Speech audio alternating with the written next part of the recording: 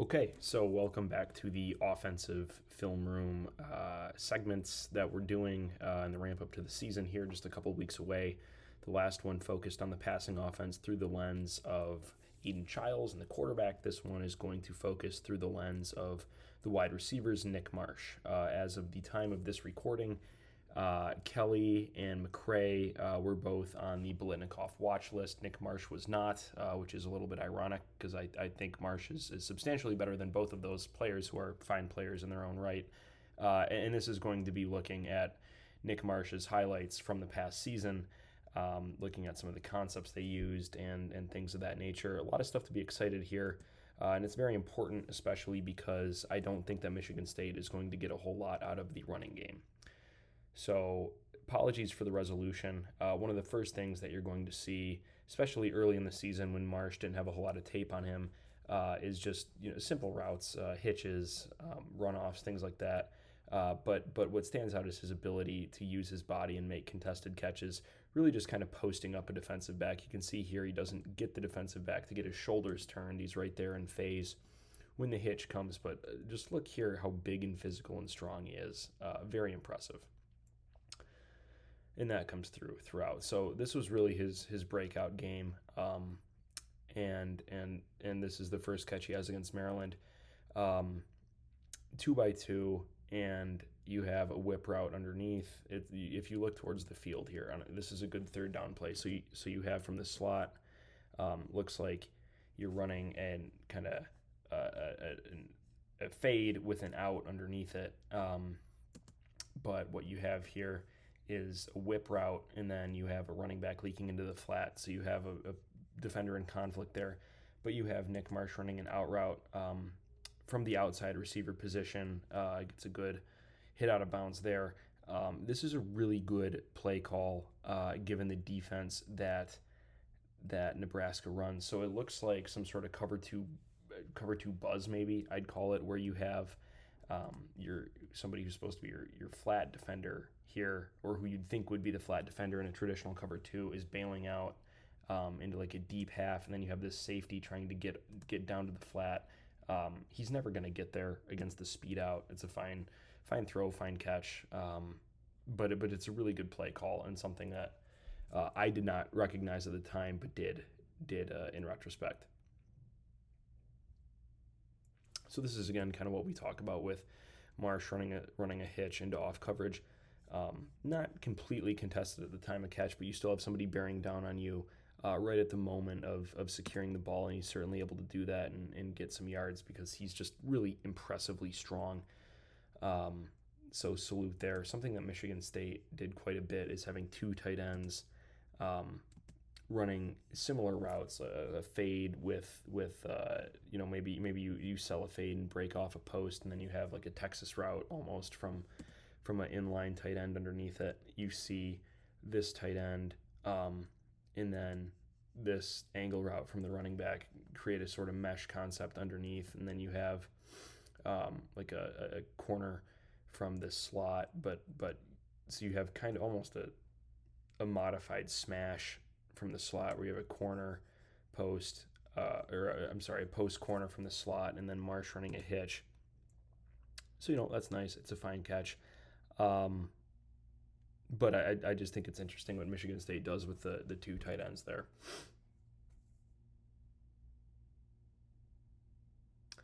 And this is one of the first iterations of something we saw quite a bit with Marsh, is his ability to sell comeback routes. So at this point in the game, he had not barbecued anybody over the top the way he did later in the game.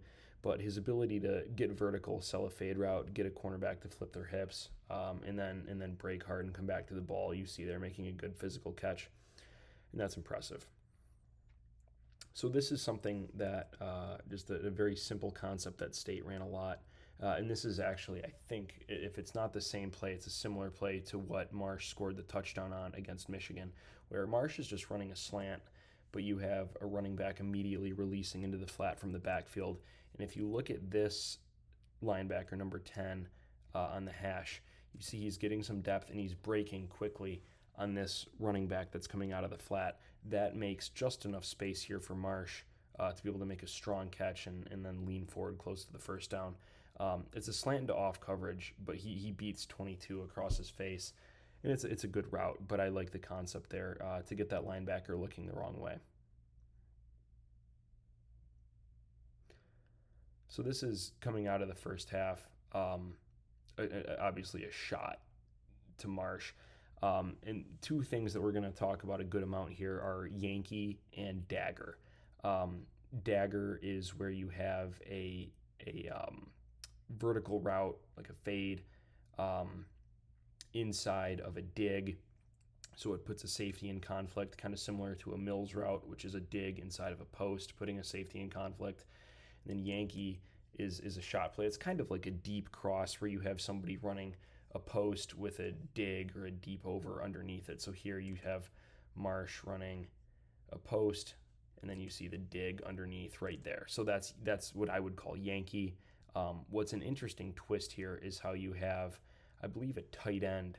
No, not a tight end. Sorry, just a slot receiver releasing up the seam here. So it's a three-man route. I'm not entirely sure what purpose this player serves here, if he's supposed to break off a route towards the sideline, because that could be really interesting where you have like a sort of levels concept with two players working towards the sideline with the slot receiver working over there, and then the dig on the backside of Yankee. I don't know what purpose having the two wide receivers, or the wide receiver Marsh and the slot receiver in the same area does, but obviously it works, and that's just a perfect throw and a very good route. And this is one of the first real downfield strikes that we see. And we also see a good throw from Childs with a guy in his face, but man, I mean, that is impressive from Marsh there. I don't think we get a better look here at the release, but we do see one later where Marsh had a really, really good release off the line of scrimmage. Extremely impressive. Also want to spotlight kind of the slide protection here. Don't want to get beat that bad on a stunt from number 53. Velling gets his eyes get messed up a little bit with that stunt, but just a perfect throw to Marsh. Perfect.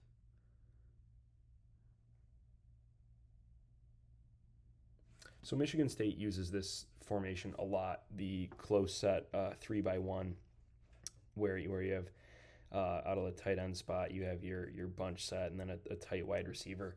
They use that to create a lot of leverage, especially when they're aligned in the middle of the field like this.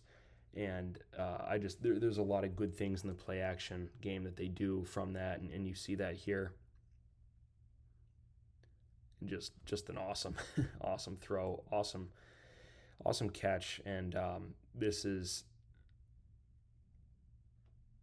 also Yankee, where you can see this. It's just a two-man route concept here. So this is play action the whole way from this 3-by-1, which they run out of quite a bit. You've got two of the people in the three-person set pass protecting, and you see just clear as day a post on one side of the route concept and a dig on the other. It's a beautiful release, which we do get to see here, where Marsh beats his guy right off the line of scrimmage, and then is able to get to the pylon. Incredibly impressive. Really kind of an announcement that he had arrived. Right here, you see these two players crossing. You have Marsh running the post, Velling running the dig, and that's as clear as day. Yankee, classic shot play route concept, and just wonderful to see. Again, my apologies for the resolution. It's as good as I could get. Terrific route. Just a tremendous route. We're right here, just that little false step that you get number 11 to do, and then the acceleration out of the break from Marsh. Those two things combined gives him a good amount of room, beats the other safety or defensive back over the top, and then just beats him in a foot race to the end zone. He just physically does not look like a freshman, and that's exceedingly clear and very impressive. And here, there's nothing really fancy about what Marsh does. It's a 3-by-1, and I think he just runs a hitch, but the cornerback is giving up so much room lined up on the outside over the wide receiver because of the vertical ability that Marsh has demonstrated. So really good stuff. Just a tremendous game from him.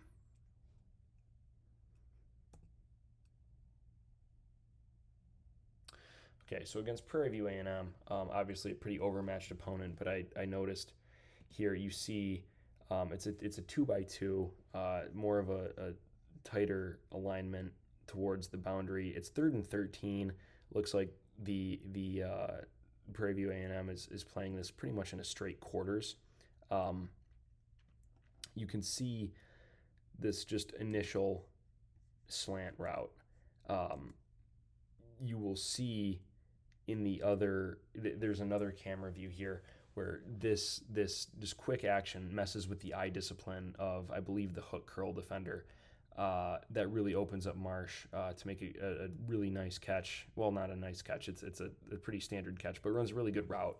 The ball's there in phase, and it's a big conversion on 3rd and 13.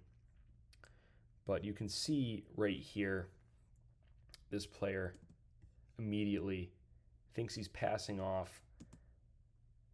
I believe that's Isaiah Johnson to somebody behind him because his eyes are looking inside. He's getting to the flat, and while he's getting to the flat, Marsh is already into his break, right? But what's really significant here is this number 16. He's backpedaling, he's gaining depth, he's in the hook curl, but he sees right here, you see he sees, I really think at this point he does not see Marsh cutting across his face. He's seeing, and you can see it out of kind of the corner of the screen here, number 16 right here. He sees number 3, I think that's Foster, start to run across the formation. Looks like he's going to get some depth, maybe after he catches the ball, and then boom, before he even realizes it, Marsh is across his face catching the ball and getting the first down. So I thought that was interesting, worth pointing out. Using Marsh on just jet sweeps, I think he's a big physical guy. He's very fast, comfortable with the ball in his hands. I think it's a good way just to get one of your best offensive players touches, and I think that will be doubly important this year, especially as I don't think Michigan State's going to get a whole lot out of the running back position. So they're going to see a lot of light boxes. So if you can get some yards, kind of easy yards, I think that's going to be important. So something that we talked about a lot during the season is Michigan State's use of play action boot concepts where you're rolling out, you have a half field read, a levels concept, and this plays off of that in a very good creative way where it's a screen where you have Marsh looking like he's releasing downfield, coming back towards the line of scrimmage, then you have 2 offensive linemen and then the slot receiver you have 3 people over 2 defensive backs there, and then third coming in from depth. I think maybe in an ideal world, the way that this blocking sets up, you might want to see Marsh cut towards the sideline just because I don't know if the safety, the way he sucks up field, is going to be able to get out there. But when you consider that this play didn't develop all that much, it's a pretty quick hitting play for a screen. You have a defensive lineman, but really this number 46, who I assume is a linebacker, getting upfield that Marsh has to get around. So it's a fine play by that number 25 to really come down hard and make a play, probably saving a touchdown. But it's a good play design nonetheless.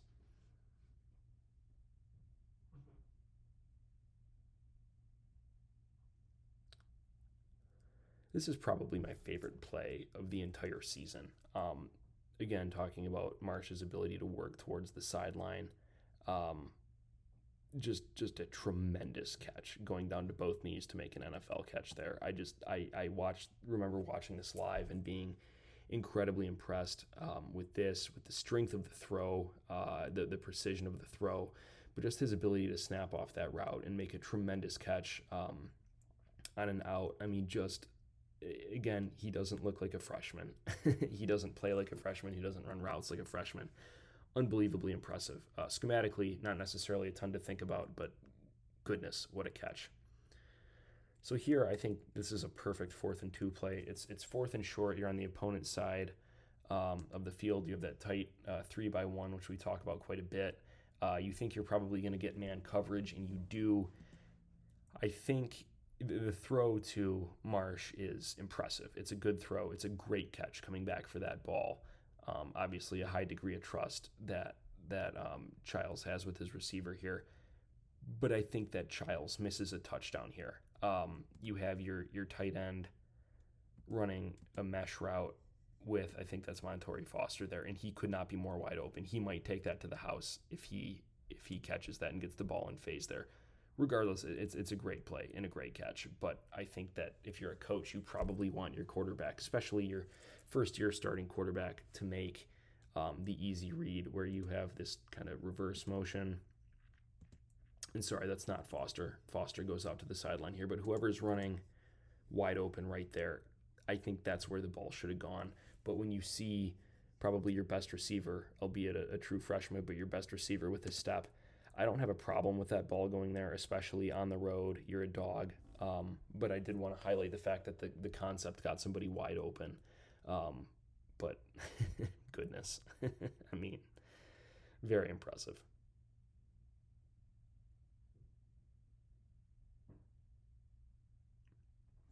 And here, again, a credit to Marsh's physicality. Michigan State ran these kind of two-man routes a lot where your inside receiver breaks out, your outside receiver is running something more in cutting, just some sort of a quick hitter to get some quick yards, get yourself into a second manageable. Obviously, at this point, the game is over, but a fine concept and defensible. Here, I mean the just a complete air ball on the protection where this down lineman is just completely untouched. I don't know. It doesn't look necessarily like they have a slide protection on or anything. It's just a complete air ball. I don't know what to make of that. It's a total air ball. It's late in the game. You're getting killed. Don't look too much into it. I appreciate that Marsh is the first read there. Not a whole lot to read into it other than that, especially given the game state. But, man, some of the pass pro issues last year did not do a young quarterback any favors. This is just, I think, the best game of the season, where I want to point out, just if you kind of unfocus your eyes and look at this away from the screen, you have pre-snap motion, you have a running back going into the flat, this motion here, and then two receivers running towards the right side of the field. It just, something like that, it causes your secondary players to maybe even subconsciously shade towards the passing strength a little bit. And then what do you have? You have Marsh with a lot of room on first down, making a fine catch and then dragging people for extra yards because he's very big and very strong. Just things like that where you can see your best receiver is being isolated on the far side of the field. Speaks of very good things. Really, I think it's a credit to what the staff saw in Marsh early on, what we all saw in him early on. But I think you can see what this kind of not necessarily the finer points of scheme, but the broad-based, you're getting everybody going one way and then having somebody isolated on the other side of the field. You have your receiver operating in a lot of space, and even if you get one or two false steps from that number 30, the safety, it puts him out of position to ultimately miss that tackle.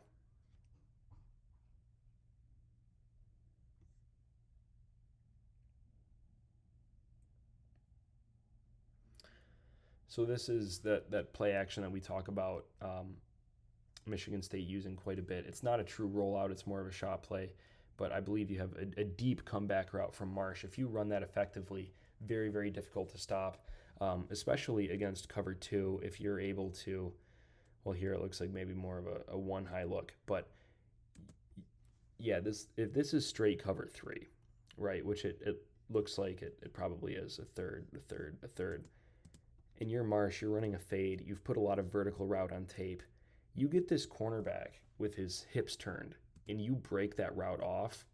Look at right there. It's somewhat difficult to see, but look at the amount of separation that Marsh creates. He gets the cornerback to flip his hips and then breaks off the route. The throw is perfect, and I think that Childs' arm strength is really impressive. But the ability to break off that route right there and then see how he comes back towards the ball. He's completely comprehensively won this rep, but his ability to still come back to the ball and his presence of mind to do that, it's a credit to him. Again, he plays way more veteran than he is.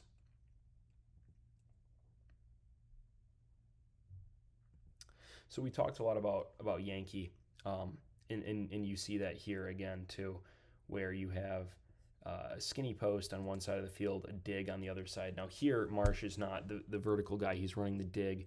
It's a perfectly placed ball, and he is able to shake a tackle, victimizing number 30 again and getting upfield. It's his ability to play both sides of that route concept is impressive, and I think you really see here you're getting pressure, but the ability to diagnose, okay, if these guys are coming down on the play action, I can probably hit somebody over the top. But the level of difficulty on this throw, I mean, you have somebody lurking right there, that number 30, who's driving on the ball. It's a layered throw. It's led perfectly in Marsh. Just a really good, strong catch. Really good. And here it's just that play action. It sucked up these linebackers a little bit, just enough where they're not able to interfere in that passing lane. But the ability of Marsh to kind of laser out his hands, suck that ball in, get it secured, and then shake a tackle, it does not look like a freshman, and it's very impressive. So another two-man route concept. You have, I would not call this dagger, but you have a kind of 5-yard in cut, maybe a slant with looks like a corner coming from the slot. So when you're looking at just this side of the field in particular, you're getting pressure, so the middle of the field is vacated. You're not looking at a ton of safety help over the top. So it's really just, you see leverage to the corner maybe a little bit, but that's going to have to be a pinpoint perfect throw. With pressure coming, the safe throw is to hit your big-bodied wide receiver on a slant, which he does, and then just his strength to be able to shake that tackle. He almost breaks that for a touchdown, but it's just his strength and his strong hands and his ability to get inside quickly makes that a no-brainer. So I thought this was a terrific play call. So it's 2nd and 19. It's late in the game. You're thinking that you really need a conversion here. Don't want to give Iowa the ball back. What do you think of Iowa running quite a bit? It's cover 2. So you have Marsh working from the slot, running an out route into the hole of cover 2, but it's this running back flaring into the flat here that pins down this cornerback, which opens up the space behind him, they call it a hole shot, the turkey hole, where you throw that ball in cover 2. We get a really good view of it right here, where you see Marsh working towards the sideline, right? He sells that verticality here. When he breaks to the sideline, this safety is never going to get over there in time. He's dead. But look at this cornerback. Let's go back and just watch this cornerback. He does not get the depth that he should because he sees and breaks just a little bit right here. He breaks on Karon Lynch-Adams going into the flat. By the time he gets deep, there's no shot. So it's a very good throw. A huge conversion that went a long way towards sealing the game. And you get a better look at the route that Marsh ran here. Perfect route right to the sticks. Very impressive. Really strong throw as well, too, with Marsh looking off, I believe, Lynch-Adams to throw downfield. Very good. So again, I mean, we've talked about this too. Two-man route concept. Your inside receiver, that's Velling, breaking out, then a sit route underneath it. It's 2nd and 10. Michigan State goes to that a lot just to kind of get into a third manageable situation, which they do here. It works perfectly. Again, another just chain mover when you're trying to keep the clock running in a kind of need to have it situation. And to the point of needing to have it, a lot of times we talk about scheme, we talk about the more nuanced points of what happens kind of in the X's and O's. This is not that, right? This is if you're Iowa, you've got the 2-minute warning and 2 timeouts to stop a 1st and 10. If you hold them to a field goal, you are within, still a single possession, needing a 2-point conversion. This is straight man. You can tell there's nothing fancy here. This is you've got man on the outside. You've got a player giving up a lot of room to Nick Marsh. I don't know if this was designed this way, if it was an audible, but just the immediate look at how quick this ball gets out to Marsh. I mean, the ball is in his hands so quickly, and it's just simply one on one, in just a gnarly spin move, and then his ability to get upfield, be slippery, be strong. I just all of the physical gifts are on display there, and it's very impressive.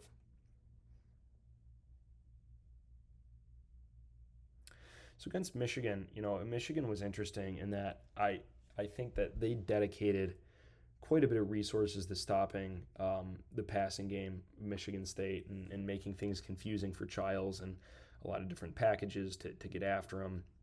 And I think that contributed to, in part, why State was able to move the ball on the ground very effectively that game. From a perspective of coverage here, it looks like you have a one high look, but then you have Makari Page running vertical with a slot receiver there, opens up some space for Marsh, just kind of runs a sit route, makes a very good catch as you see him coming back to the ball here. And then what you really see is just these are two young players here. Jair Hill is a young cornerback and fairly highly regarded, if I recall correctly, and Marsh obviously one of the better receivers in the Big Ten in his class. And just the difference in strength and physicality between Marsh and Jair Hill is not competitive. And that's a battle that I think people can be excited to see in the coming years. And I think that this is something that Michigan State fans should be very excited to see in coming years, is Nick Marsh barbecuing a Michigan secondary. So this is the slant running back out combination that we talked about with the Maryland game, where you see here the running back out is dragging linebacker number 15 to the flat. That opens up some space. Marsh is hitting stride. His ability to break down reverse field and just completely wipe out two upperclassmen cornerbacks, extremely impressive. It was a huge play. Got State back in it late. Very impressive. The play call, it's simple, but what Marsh does to finish this off at a time when State really needed a quick score, very impressive. His ability to just break down, accelerate. I mean, he looks so developed already, and I just really am excited to see what he looks like after a year in a college weight program. To that end, nothing schematically fancy here. It's just this is a fade ball, and against a pretty solid defense, a college football playoff team.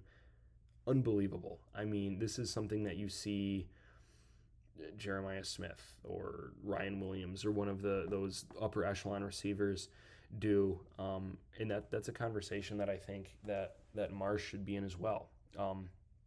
Here you see pocket breakdown, scramble rules. Marsh works his way back in the end zone.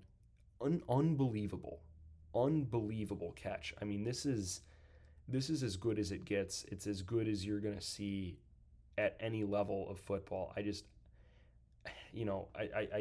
thought that this play deserved more national publicity than I felt it got, and the end result of the game is probably a large portion of that. But just you see things like that are just so physically impressive. It has to make you really enthused about the future of this team in this passing offense with Marsh in it. And to that end, you see here Marsh working his way to the sideline, good route, and just a money throw to get himself into a third manageable, really good throw, but an excellent sliding catch again. That ability to make catches all throughout, different keyholes, different arm slots, really impressive.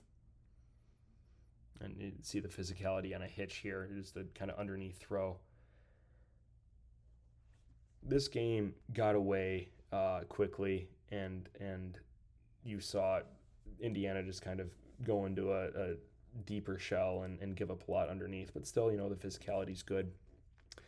This is a game that was interesting to watch. I thought that this little 2-minute drill that Michigan State had at the end of the first half was very impressive. I think there's a lot of poise from Childs and good performances from Marsh. You see here Childs work his way through his progressions, identify Childs on I think they call that a double China, where you have two in breaking routes at different levels. Um, that's a catch outside the frame of the body, and Marsh makes it without issue. You see that here, really strong hands to laser this in outside the frame of the body. Good breakdown there. Very impressive.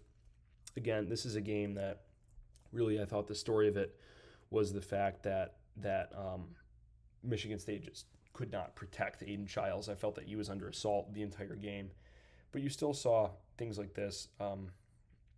This is, I would say, maybe a version of Yankee that we talked about, where you have a vertical route kind of in the slot, and then you have Marsh running from the other side of the field, running a dig route, but then you also have a sort of deep cross here. It's a fine throw, a fine catch, a fine route. Again, I question the wisdom of having your three receivers bunched up in the middle of the field like this. When you do that, the throw has to be perfect, and it was. I felt the route distribution, some of these concepts could have been a little bit better. But at the same time, you're trying to give your beleaguered quarterback something quick and easy to see over the middle of the field. So, I guess I get it. I thought that was interesting and something that I didn't necessarily think of a lot on the time. But you see the vertical route, you see the dig coming behind it. Again, another good catch, getting upfield. He's just so strong.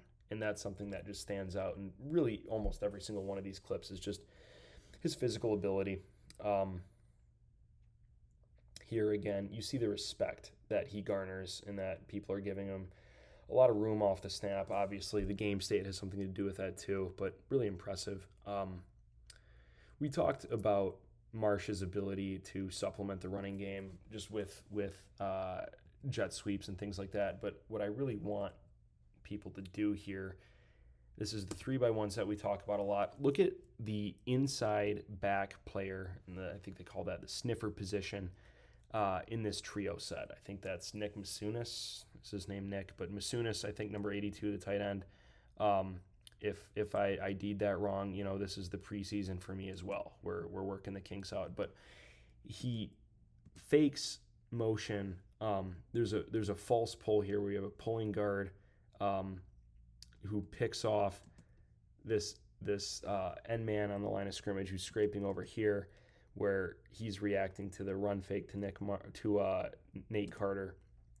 But this tight end, number 82, he runs like he's going to be a split zone blocker, and then he reverses and gets upfield and then is a lead blocker for Marsh. And I thought that this was an extremely just cool play call. I love college football because you get to see things like this. And I thought that was fantastic. This is... I'd call it super mesh, where it's not a tight mesh route right by the line of scrimmage like that 4th and 2 against Oregon was. This is almost more like the slow mesh that Wake Forest runs, where you have kind of lazy, vertical, deep over levels type routes going to one side of the field, and then you have a wide receiver from the backside coming across. It's a man beater. Purdue plays a lot of man for reasons that kind of boggle the mind given the personnel that they have. And Nick Marsh's an ankle tackle slipped from being gone there. So you're putting your best offensive players in a position to succeed. I know as the season went on and Childs' turnovers were a bit of a problem, as we talked about in the last film room, the offense was tailored a little bit more to sit routes and things over the middle that worked for Childs, but I think you still see instances of developed play calls that make sense against the opponent that are trying to put both players in a position to succeed, just like that jet sweep was. And here I thought that, again, it's late in the season. You're, at this point in the game, playing for pride, but you have Marsh offset behind the line of scrimmage, a run fake, and then Marsh comes behind the line of scrimmage, almost looking like a split flow blocker, releases into the flat. Good catch to kind of steer that in, get the first down, and that functionally puts a wrap on the season. So I think what your takeaways from this is that Marsh is extremely physically developed. They do a good job of scheming things up for him, a mixture of intermediate play calls and also shot plays. I think that Michigan State's receiver room and their passing offense in general, with those three wide receivers, the two transfers in Marsh, with Belling as well, should be one of the better tight ends in the league. With a second year Aiden Childs, all these guys being in a college strength program, Marsh and Childs, and more developed in the offense.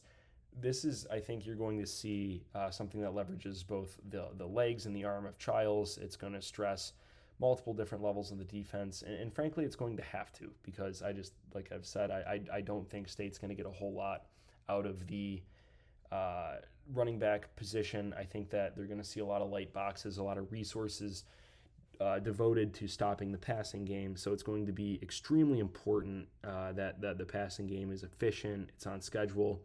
And also, I think that Childs' legs are an option, where just his ability to scramble, if you're clearing guys out, getting people downfield, you're running deep overs, you're running levels concepts, things like that, and giving Childs the green light to tuck it and go. That's going to be really important to moving the sticks, I think.